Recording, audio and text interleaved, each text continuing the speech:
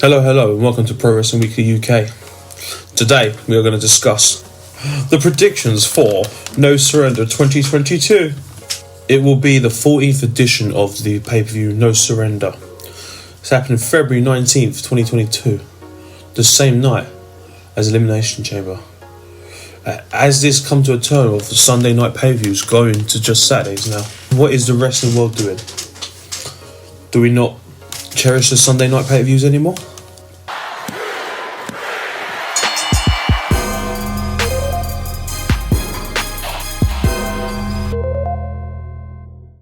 Alright, we're just going to go straight into this. The first prediction says Matt Cardona, champion versus Jordan Grace, intergender match for the iMPACT Digital Media Championship.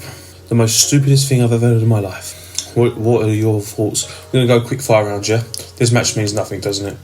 Yeah, it's pointless. Well, at the moment it means nothing. It's a brand new title. This is basically the Internet Championship. I would say so. This is basically Matt Cardona's Zack Ryder gimmick. Yeah. But just an impact. Even though he wasn't first champion, obviously, but... So yeah. This confused me as well. This is just Matt Cardona trying to get over. Yeah. So is Matt Cardona... Is he was signed with AEW, but he's on Impact all the time. I don't think he was signed. He was there first. He came down for Cody, didn't he? But okay, that's another day. So... Is this just like the Internet Championship? Do you remember Zack Ryder just trying to get over? Yeah. Is this Matt Cardona? Matt Cardona doesn't need to get over. He's... But you remember that? That promo. His indie run. Apparently, he's made more money than his WWE run. So it's crazy. He's everywhere. Like GCW, stuff in GCW, smashing. He's not going to lose the title. They're going to keep him the title, definitely. Yeah, I'll agree. Matt Cardona probably keeps the title. Right, next match we've got straight singles match Black Taurus with Crazy Steve and Rosemary versus Jonah. Two big men. Black Taurus obviously with Decay.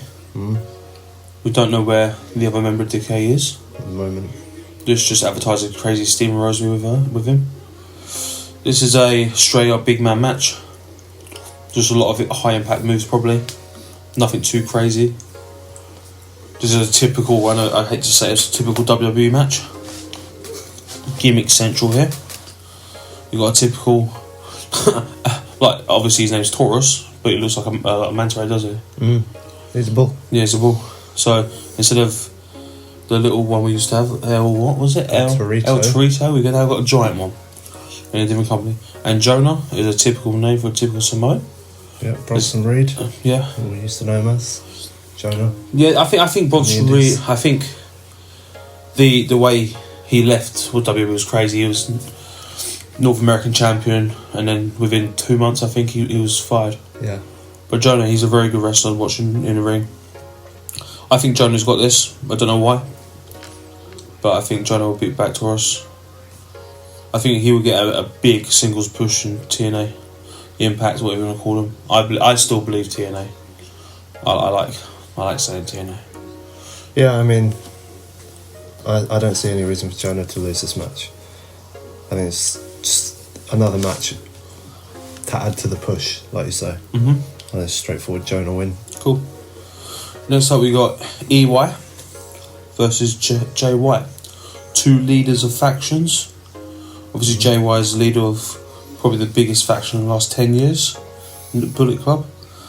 And Eric Young, don't know how he does this, but everywhere he goes, he makes gold. Like, obviously before, he started a faction before with the Canadian one. Then he had a little stupid stint in WWE, but in NXT he made a great Sanity faction, and they let him go again. So I think him obviously being released from WWE has helped Eric Young back in the Impact Zone because he is on fire. His stable's cool, but this is a hard one to call. But obviously Jay White's that big name now, so I see Jay White winning this match, just to keep maybe the feud geek going as well. And we might see from the other matches maybe people being added to stables with the Good Brothers, God, they've been added into this mix probably later on in the line. I know No Surrender used to have quite a lot of big team matches. So it's surprising there's not that many this year. But I'm going to go Jay White. I think Jay White will win. And it will lead to more of a... If Jay White stays, it will lead to more of a feud with the two factions, which might be quite cool. See, I was going to say Jay White, but for a completely different reason. What was the reason? I wasn't going to say that it will help the feud carry on. It might help the feud carry on, I'm sure it will, but I was going to say Jay White's only recently returned to Impact after that stunt he had last year. A short one. He was very short. He's only recently returned to Impact, and I don't see him picking up a loss so quickly. Whereas Eric Young can pick up a loss. Eric doesn't need to win. Yeah, so I think Jay White wins just because he's returned recently. You know, he's a big name. Get him on a winning streak. The thing is, we all need to be not so naive. We know Jay White's not going to be in Impact for very long. No. Again, because I know obviously AEW is a bigger, better place right now, isn't it? Yeah. He's just making appearances there. But while we have him, we might as well use him. So I think Jay White in Impact, it gives people numbers. It might get into that Japanese audience again as well for TNA, because I know they used to do a lot of stuff with TNA. And while they've got a feud, a storyline going on, I mean, like you say, we could build off of this pay-per-view and go into the next one and have some sort of Bullet Club versus Violent by Design type of feud, type of match, something. Right, next up we got tag team match for the Impact World Tag Team titles, the Good Brothers versus GOD, Tamatonga and Tangaloa. Good Brothers going in as Impact World Champions, with the stipulation that if the Good Brothers lose, they're officially kicked out of the Bullet Club. So it has to become official for a match, not just leaving 2016 now. Yeah, but it's now an official, they are out. Even though they left Japan and left the Bullet Club. But then I suppose you could argue that they went to WWE, they had the club, they carried on that idea. Well, I think part of it with Kenny earlier in this year. Yeah, last year. The Kenny one, as soon as the Kenny thing started, I think the whole Bullet Club thing happened again. Yeah. So that's why we think they're back. But the whole time, even when they were in the club with AJ, there was just a reference to the Bullet Club, wasn't it? So I suppose they did leave, but in the viewer's eyes, they've always looked like they were still part of it. So I think that God will win.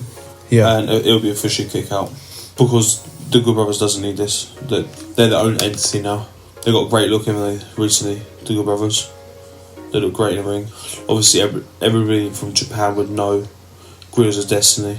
Yeah. Tamatonga, Tamala. But they were great tag team champions in Japan. Obviously, one of them is a former TNA wrestler as well. That he used to partner with, was it Eli Drake and Drew McIntyre back in the day when they come in. That was low. Obviously, he went to Japan after that and made a tag team with his family in the Guerrillas of Destiny. Joined the Bullet Club. His career's gone from strength to strength, especially after him being released by WWE, leaving TNA, then going to New Japan and finding a new lease of life out there. So this one's for me is quite hard to call, but I will go with God. Again, for one of the same reasons you said for Jay White, they're brand new into the company, they want to make him look good. They haven't appeared on AEW yet either. No, they haven't. Which is crazy. Just while you were saying that, I was just thinking that we saw, it was last year, wasn't it? We saw Kenny and the Good Brothers together a lot. Recently, we've seen Adam Cole and the Bucks together, and obviously Jay White and God are together. I wonder if this will come back around later on in AEW. Most probably. Will we have some sort of, rematch or, just a recall of it later But we on? did read recently that the partnership between AEW and Impact Wrestling is done. Yeah. But Matt Cardona is... I thought he was AEW signed wrestler, but obviously not. So I think Jay White is obviously appearing on both companies, but just because because he's a free agent. Yeah. So he can do whatever he wants, make appearances on the night, you know what I mean? Yeah. Like pay when you play, basically. I just wonder if there'll be some sort of callback to this later on where, Kenny and the Good Brothers maybe reappear on AEW and... Do you know what's crazy though? If they lose, they've been kicked out of the Bullet Club. But the Good Brothers were never in... sorry, that's a lie. When Kenny was in Bullet Club, Doc and Anderson wasn't really there for that long. No, not too long. No, because obviously... It was more the Bucks, wasn't it, Kenny's time? They were there for a little bit. Yeah, but yeah. I'm going to go God. Yeah, I think so. I'm going to agree. God. And I think going back to what you said, them winning this match means they're Impact Tag Team Champions. So the almost invading Japan talents in Jay White and God now have a foot in the door and a reason to be staying around, which then might bring you back to your Violent by Design feud. Yeah. A little bit later on, tag team match somewhere. Yeah, I think it makes sense for God to win. Mickey James versus Tasha Steelz. Tasha Steelz. Yeah, Tasha Steelz. This is for the Impact Knockout Championship, or as they keep saying, Impact World's Knockout Championship. I think that's a little homage to her husband, Nick, for saying Worlds so much for the last couple of years. World's Champion. I think this is a straight up good one for me. I think the new girl's going to win. I think it's time. Yeah. Yeah, Tasha Steelz. She looks good on the mic. Yeah. I think she's... I mean, for the past few years, she's been great. She's like two-time Impact Women's Tag Team Champion with Fire and Flavor. Obviously split up now, but so we've seen that she can perform. I think it's that time for obviously the old guard to go down. Let's make someone else new singles champ. So you're going with Tasha Steelz. Yeah. I'm thinking, although I agree, and I think she would be good with the title, I just don't think it's yet. No? So I think Mickie James keeps it. Okay. I think there's still stuff that Mickie James can do before she drops the title. Again, is Mickie James signed with Impact? Or is she signed with NWA? Well, I thought she was signed with NWA. Yeah. Well, she works with NWA. So there's a lot of inter promotion stuff going on, isn't there? With which is nice. Loads of companies. Nice. I like it. Yeah. So you're going to stick with Mickie? Almost everyone except the one main big company. The big one. Yeah. Well, that's not true. Everyone else works together by the looks of it. Obviously, Mickie James. Mickie James had that little. Yeah. That's why I believe she doesn't. It's weird because it looks like Impact are working with everyone. Yeah. Well, they're one of the only companies that have had some sort of partnership. Well, there was rumours a couple months ago, that WWE want to make Impact the second biggest wrestling company in the United States, just to ruin AEW. But we have to wait and see on that. I'm going to stick with my prediction of Tasha. Yeah, and I'm going to say Mickie James keeps the title. Cool. Right, next up, we've got a 10-man tag team match. And this one is Honor No More, Matt Taven, Mike Bennett, PCO, Vincent and Kenny King, so former Ring of Honor guys, going up against Team Impact, which consists of Chris Sabin, Eddie Edwards, Rhino, Rich Swann and Steve Macklin. We've got Honor No More, who are the invading Ring of Honor guys. Yeah, two of those guys were big Impact stars. They are, yeah, they were, but Kenny King and Mike Bennett. That's the way this has been billed, that they are. Mike Bennett most recently worked with Ring of Honor, didn't he? So these are the invading Ring of Honor guys who've come to Impact to try and take over or, cause havoc or whatever. And you've got almost the old guard at this stage now. Well, every time we Chris have one Sabin, of these, Eddie Edwards. Yeah, it always seems to be the same couple of guys every time we have one of these. Obviously, Rhino was Impact one of the things. original, 2005 TNA guys. Chris Sabin, I've obviously seen Chris Sabin for the last 10 years in, and Eddie Edwards. And Rich Swann in the last few years has been very Impact. Top end of Impact, hasn't he? Yeah, so there is a stipulation on this one though. If Honor No More wins, they get to stay in Impact. But if they lose, they will have to leave for good. I mean, I like this. Just what we were saying about working with different companies. Yeah. This isn't a direct link, but this is Impact versus Ring of Honor. This is how the fans are going to watch this. It's almost another thing that Impact are doing, working with or teasing another company. It's crazy how much of that they got going on at the moment.